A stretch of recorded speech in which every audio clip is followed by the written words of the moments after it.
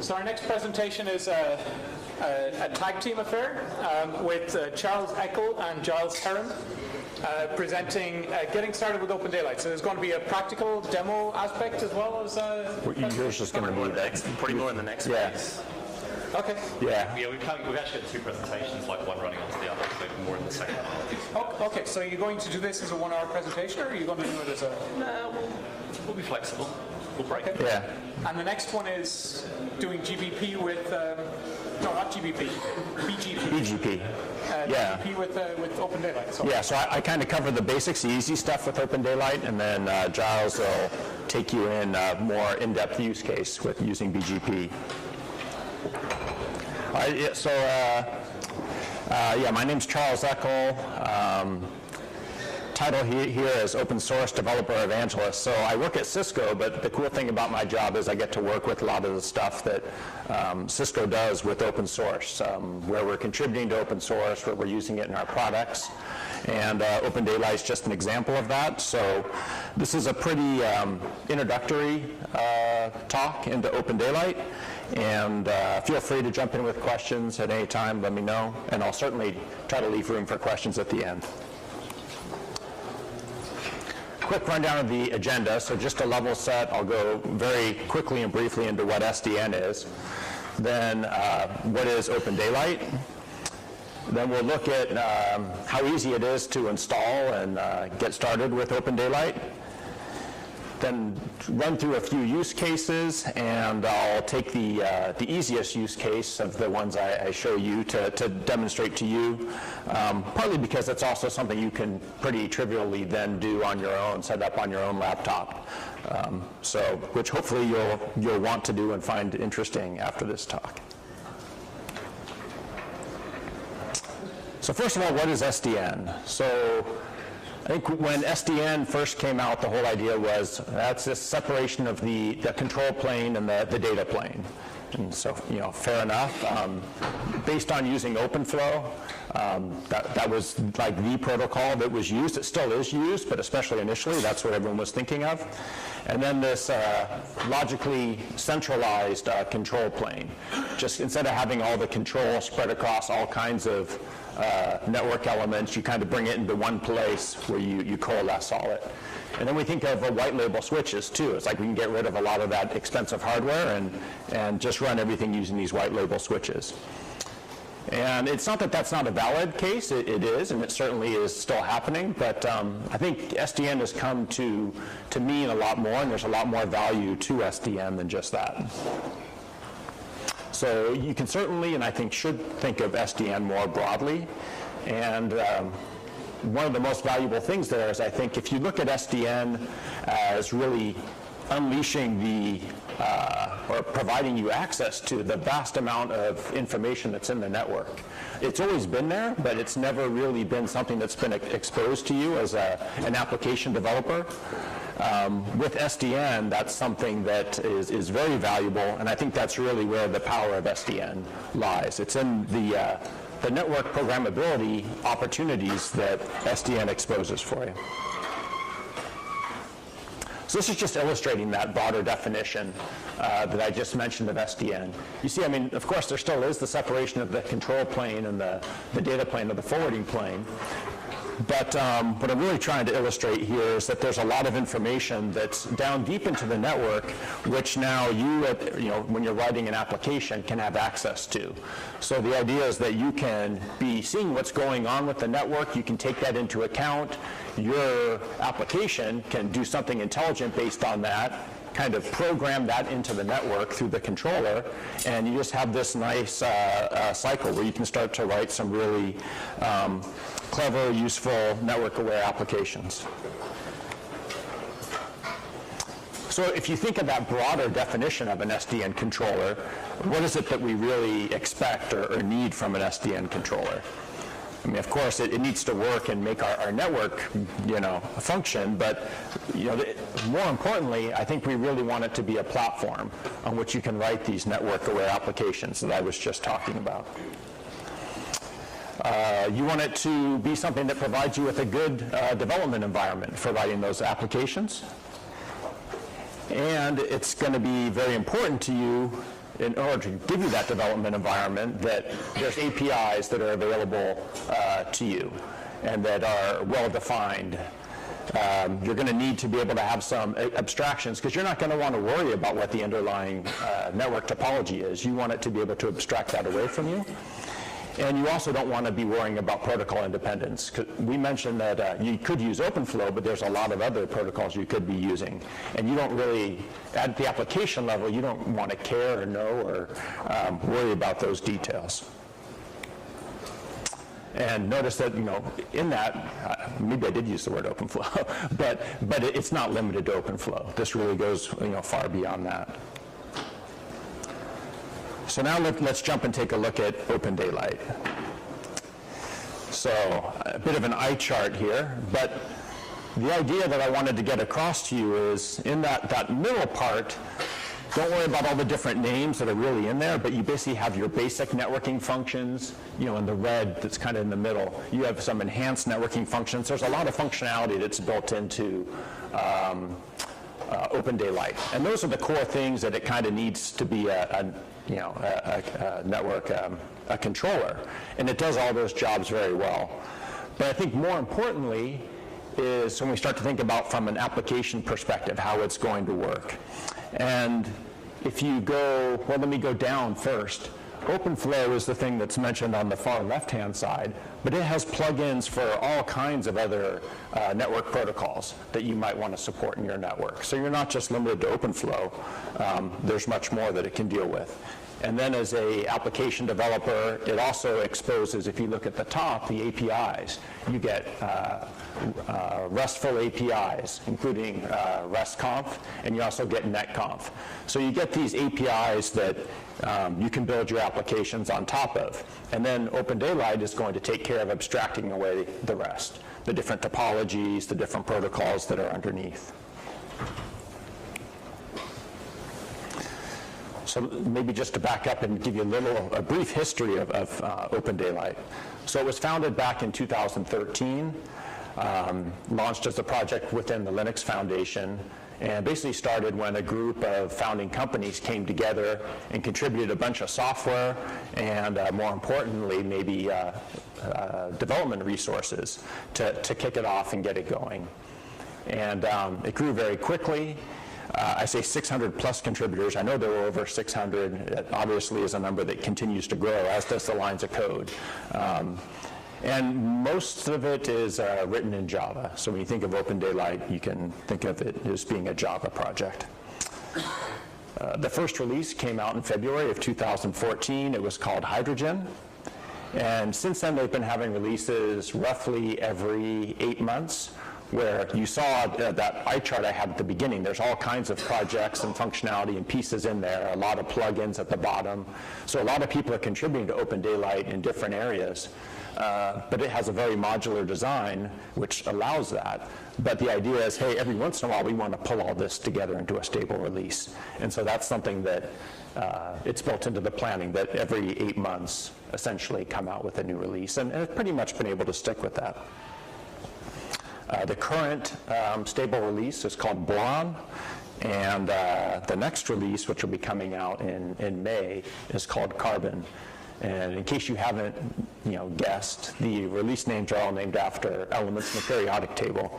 So you also get to, when you play with OpenDaylight, to learn a bit about that as well. Very briefly, just go over from a software architecture point of view. I already mentioned it's Java. That was just chosen as the language that was going to be used for it.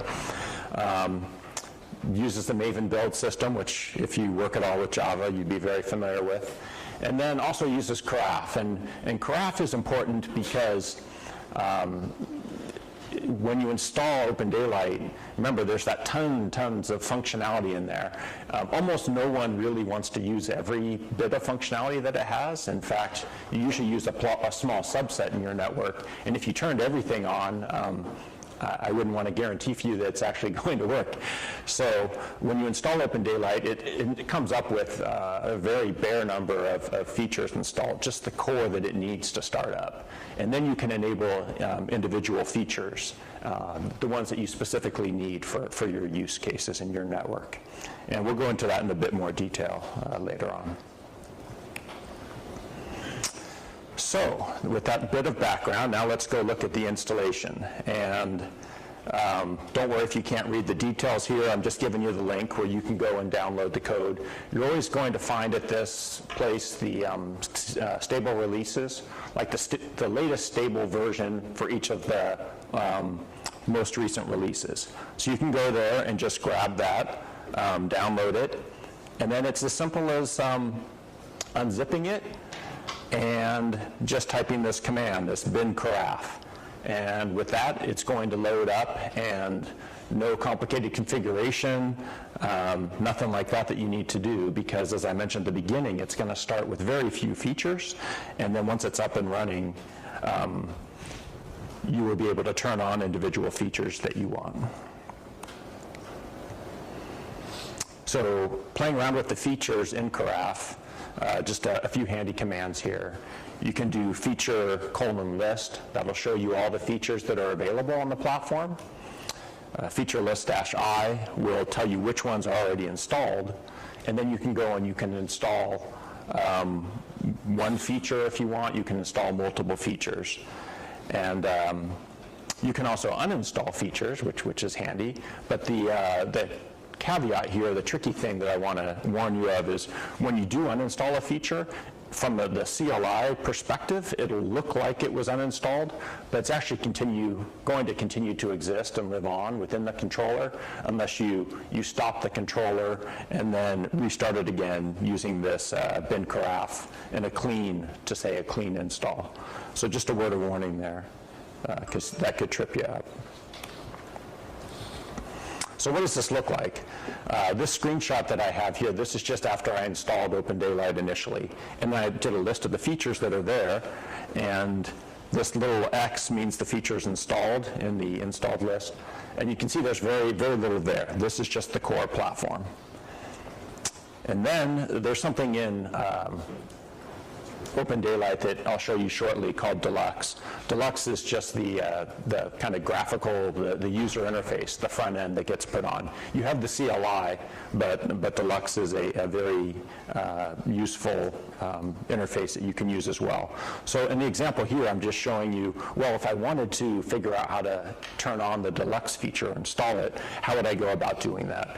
And so I use that feature list command and just grep for Deluxe, and it'll show me all the things that contain Deluxe. And in this example, what I did was I installed the Deluxe core, which gives me the minimum set. I could have also done Deluxe all. I would have just installed a few more things. And then I show you that after running that command, now if I do a feature list, again, I can see that I got all the core parts of Deluxe installed. Once I have that, then I can just go to navigate to open up Deluxe. And in this example, I put localhost because I'm running it locally on my laptop. So that would just be whatever the IP address of your controller is. And on port 8181, you log in, and this is an example of what it looks like. And we'll go into that in a little more detail later, too. So now some example use cases. And the first one, which this is one I'll go into in a bit more detail with a demo, is to show you how you can load up OpenDaylight and then use something called Mininet. How many people have heard of Mininet? Okay, great. So you probably won't have too much difficulty with this then. The idea is that to use a VM that has Mininet inside of it and just use that to create a sample network, which you can then have OpenDaylight play with. And then just to get it in your head, but I'm not going to go into details on either of these, but you'll actually hear talks later on today that talk a bit more and a bit, about both. Another example use case, which is very interesting, is you've probably heard about VPP, and this just shows pictorially how you could use OpenDaylight and with VPP as the underlying network underneath it. Maybe next year we'll show that one. and then here's the BGP-LS, because again, there's the reason I wanted to show these different ones is the Mininet one is using OpenFlow, and whereas here now you can see that another use case where we're not using OpenFlow, we're using BGP and PSEP instead. Okay, so now we're going to go through how to set this up for yourself and what the demo is going to do. So I mentioned using Mininet within a VM, so I just downloaded that and followed these instructions. Thanks to Brian Linkletter, he provided fantastic instructions for how to do this. So I put that link there because I didn't want to try to describe it again myself. He did a wonderful job. And so then in one terminal, I'll start up OpenDaylight, which I installed just as I showed you by downloading it, and we covered that in the previous slide. And then in the other one, I'm going to spin up Mininet, and I'm going to log into it and tell it to create a network that has 3 switches and a host attached to each switch. And I'm just going to tell it to talk to my controller, my OpenDaylight controller, and this happens to be the IP address which the FOSDEM network's given me. So you just replace that with whatever your IP address is. And this other IP address, the 192.168 IP address, that's what got assigned by Mininet to my the VM. Oh, and then I'll go into the browser and we'll take a look and play around with that a bit. So that's just a screenshot of what Mininet's going to do when it starts up. I won't spend any more time on these. We'll go ahead and give the demo a try, and if it doesn't work, then I'll fall back to using this. So, okay, so let's see. So here is my OpenDaylight controller. And if I just do that bin carafe command that we mentioned before, you can see it starting up. And while that's starting up, why don't I go ahead and take a look at here's where I have at the bottom here, my Mininet VM that I installed.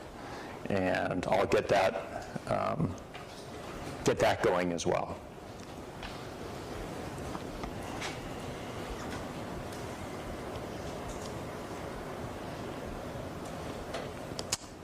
Okay, so OpenDaylight started. I have my prompt here. I can do like one of the commands that we talked about, feature list -I, and I can see all the features I have installed. Quite a few, because I already ran that command that I showed you before that was going to install the minimum feature set that I needed for VirtualBox. It's in the slides, so you can find that yourself. But you'll see, because of that, I have Deluxe installed, I have the L2 switch that I need, I have RESTconf. All of those are going to be used for the rest of this demo. So those are all installed, and I should now be able to go and log in. Okay, so I'm logged into OpenDaylight, and I'm looking at my network, and I have no network. So that's because I haven't done anything with Mininet yet. So it started, I need to log into it. The credentials are Mininet. They're pretty easy to remember, and it's also in the slides. And now I'm just going to run those commands to start up a little sample network, and I just put it in a script called start Mininet network. It's just one command though. I just didn't want to have a bunch of typos when I'm here. So, okay, so that started up. Now if I go back to my OpenDaylight and check it out and reload, so now I can see my 3 switches. Those just came up within Mininet. But I don't see my host yet, but if I generate some traffic, do a ping all, they're all connected, so they work. And if I do a reload, now I can see them as well. So just a simple example of how this network now gets discovered and attached into my OpenDaylight network. Now I can look at my different nodes, and I can see, if I make this a little bit bigger maybe, I can see all the connections that I have and just some statistics. Not a whole lot's gone on because I just created this network. But I think what might be more interesting is I wanted to show you, because the point I wanted to get across was, application development and how this is good for network-aware applications. And this is pretty cool. This shows you all of the models, because maybe I didn't mention this before, but OpenDaylight it's really a model-driven architecture where you put the functionality that you're putting into it, you define in a Yang model, and then it reads that Yang model in, and it's able to generate APIs and based off of that. So these are all the APIs that are available to me within the platform, and there's quite a few. Now, maybe all of them won't actually have anything on the back end yet. It depends what I've loaded into the network. But just to give you an example, one that I know has something in it is if I go to the OpenDaylight inventory. And this is just where I can go and look and see what's in my network. So if I look at the operational data, there's basically, you'll see this convention most of the time. There's an operational data store and a configuration data store. The configuration is what was there when I loaded up, when I started up my controller. And I can go and I can do a command. If I click on this, see it's showing me at the bottom what the command is, the rest command. So I can do a get of all the nodes that are in my configuration. And you see I get an error here because there was no configuration. But remember, that's what we saw. When we started it up, there was no configuration, no configured nodes. They got discovered at runtime. So if instead I look at my operational and go on the nodes and do this same command, fingers crossed, this should actually work. And it looks like it did. And if I go down, you can see what got returned. And Deluxe just gives me a nice way to scan through this. This is exactly what we saw in the picture before, right? I have 3 different nodes, OpenFlow 1, 2, and 3, and I can see information about each of them, the packets and that they have and whatnot. Now, the reason I'm showing you this is because all of this is what's available to you now programmatically through just basic REST calls. And this is a very simple example, but hopefully it impresses on you that now as an application developer, I have very easy access to this information, which before I may not have been able to get.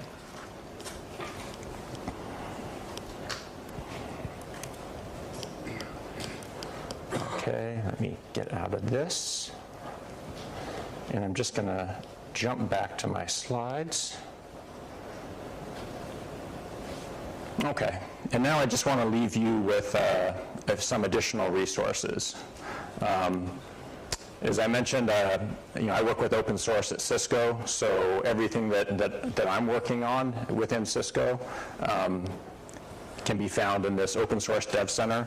This is where the projects that we work on, like OpenDaylight, OpenStack, you can find information about them and what Cisco's doing and where we're using it in our products. And there's a whole site there where you can get more information. This I wanted to show because these are a bunch of applications that we've written. They're all open source, they're all free. They're really just there to kind of help plant that seed that, hey, this is a great platform for writing applications. OpenDaylight is, and it's quite straightforward to do it. Not only are these useful, but they serve really as great kind of training tools, I would say. So you can download those, all available. This other thing which is quite handy is for Mininet, it was quite straightforward for me to get a VM and just spin it up on my own laptop.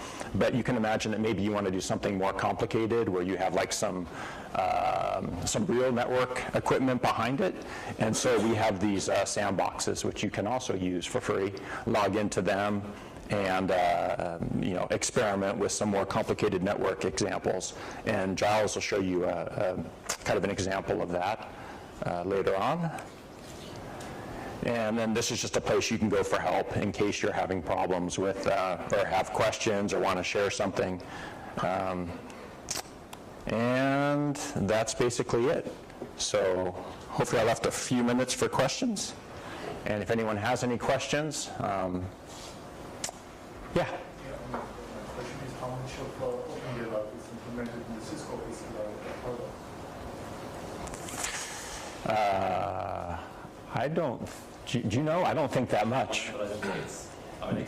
Yeah, the question was how much of OpenDaylight's implemented in Cisco ACI, and I think they're As far as I know, they're quite separate. Yeah, totally different. And they're probably different market spaces anyways, because ACI is quite targeted around one particular platform in Nexus and IPX switches, whereas ODL, I guess the way I always characterize it is what Charles was saying, I guess, about all the different outbounds. You know, when you kind of compare it to ACI, compare it to Contra guys are here, or you compare it to ONOS, the problem is it's kind of hard to compare, because you're comparing a Swiss Army knife to an individual tool. Yeah. ODL does just about anything you want in networking space, and the downside of that is, you know, my Swiss Army knife is not the best saw that I own. I have better saws out there. There's always that tension between having a very general platform and having like a more specific tool. And I guess the demos I'm going to show later, really to me where the value is in OpenDaylight is always once you start using more than one outbound plugin. So you tend to use one plugin to learn something about the network and then one plugin to do something to the network. So both the demos I was going to show are in that kind of space. Yeah. Is OpenDaylight ready for telco NFV traffic? Yeah. Is OpenDaylight ready for telco NFV traffic? And I would say yes. I mean, there's some big providers using it. I mean, AT&T is using it. It's part of their e-comp platform. Tencent has been very kind of open in sharing how they're using. And if you've never looked into Tencent and their network, it's just amazing the scale that they're working with. You can see why they'd want to have something like OpenDaylight, but they've really brought back a lot of learnings too, and maybe driven some of the performance or stability stuff back into OpenDaylight. Charles, can I just add on to that? So the NCN and the ISG ran a plug test over the last 2 weeks, and we took an OpenDaylight platform running OpenDaylight, running OpenDaylight SFC running to that, and it passed all the tests and came out very well. So it's fully capable in an interview environment. Oh, okay. Yep. Any other questions? Okay. Well, thank you very much.